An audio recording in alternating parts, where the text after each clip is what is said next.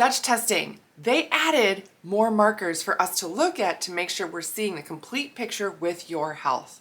Now, I already talked about the biotin marker in a previous video, so if you missed that, go check that out. It's really amazing to see if you're getting enough protein in your body by checking a biotin marker. Now, I want to talk about the next thing that they're checking and measuring for us, which is a gut marker.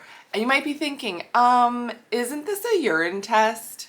How would we check a gut marker through urine? Great question, great question. Let me just show you here real quick what we're looking at in terms of the levels. So this is a sample of a Dutch report that I printed out so you guys can kind of see here what we're looking at. And we're looking at these biotin and gut markers here. Well, for the gut marker, what we're looking at, it's called Indican, right? And in this report, in this sample report, it is high end of range, very high. Right? So Indican, what is this? This is actually a breakdown of tryptophan. And you might be thinking, is that the stuff that's in turkey that makes you sleepy? It sure is. It sure is. Well, super fascinating about this marker, right? About this Indican is that the majority of it is actually found in your feces, in your poo. Most of it, right? But if there is a lot of it, you can actually get measurements in your urine. That tells us if you have gut disruption. What would this gut disruption tell us? It tells us if you are having essentially putrefaction happening in your gut. That means that you're eating food, it's not being digested properly. It sits there, it doesn't move through, it doesn't get broken down, there's not enough enzyme activity. This can be due to having decreased acids in your stomach. And there's not enough activity to just really break it down. So it just sits there and festers in your gut. Right? Food sits and festers in your gut. That can cause a lot of gut disruption, bloating, right? Diarrhea. It can be due to some constipation. So people who switch back and forth between diarrhea and constipation, things like that. So we really want to make sure we are moving this stuff through efficiently, effectively, all of that. Yes, yes.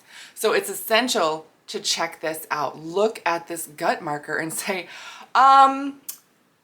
yeah, this doesn't look right. This is too high. There's definitely some dysbiosis going on in your gut. Your gut is not breaking things down. Your gut has an imbalance of good and bad bacteria. There are things going on. Now, this could also warrant further GI testing. Absolutely could warrant further GI testing.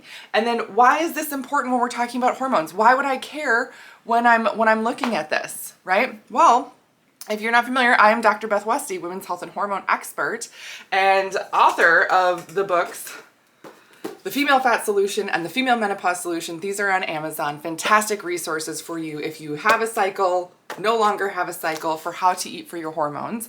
And I talk about all this stuff because it is all linked to our health and hormones. I even created my own line of tinctures and everything. So these are my tinctures for estrogens and progesterones that we're measuring. Tinctures for your adrenals and metabolism that are formulated for the female body specifically. I made these because there's nothing else out there like it on the market. And really addressing women's hormones is essential, right? Is essential. So why would we care about this gut marker, right? Why would we care about this gut marker if we're checking hormones? Why is this important? Because your body processes hormones mainly by the liver, right? Mainly by the liver. And then it has to process it out of the body. And it does that through your GI tract, through your digestive system. Yeah, yeah.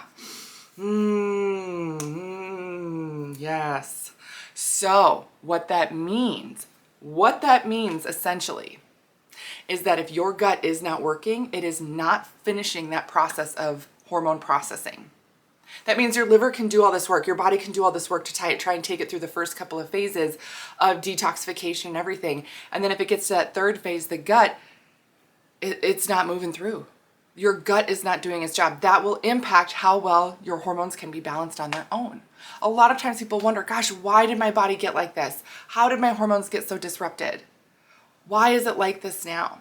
I've been trying to be healthy. I've been trying to do all these things. How is this happening for me? This is one of the things.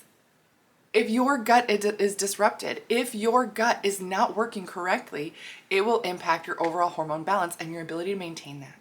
And that's what Dutch tests. I'm so excited about this. So make sure you go in the comments and click the link to get your own Dutch test. It's a test that gets sent right to your house.